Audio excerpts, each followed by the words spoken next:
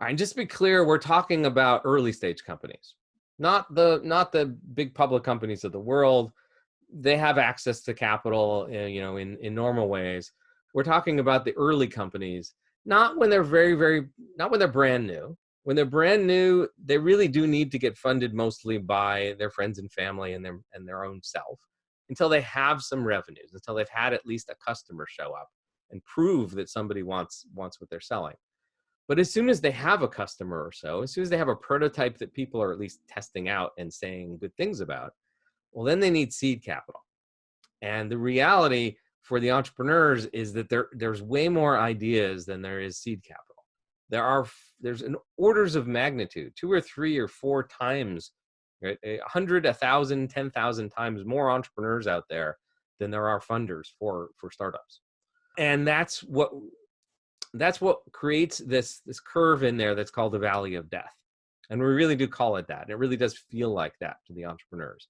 They think they have the best idea ever. Because if an entrepreneur doesn't think they have the best idea ever, then they don't want to actually quit their job and start the company. So when you meet an entrepreneur, they're pretty convinced they have a great idea.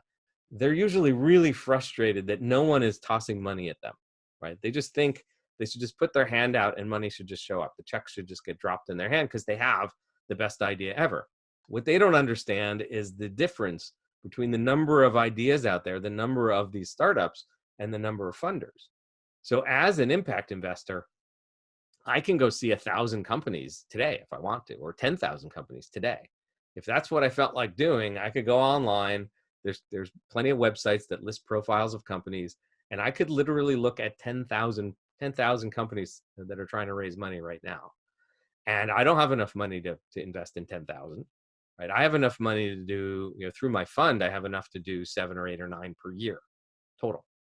And so most of them are not going to stand out to me as amazing. And yet they think they're all great and should have funding. So they get frustrated at this beginning of this stage. A lot of them do in fact need money. And we'll talk about why in a bit. And then they get stuck because without the money, they can't get to the stage they need to get to. And then they just sit around until finally they run out of money and die in this valley. If there were enough money in the world for every one of these companies, and this was a smoother curve, more companies would die on the other end, but a whole lot more companies would have a chance. And it's that chance that we need to give companies.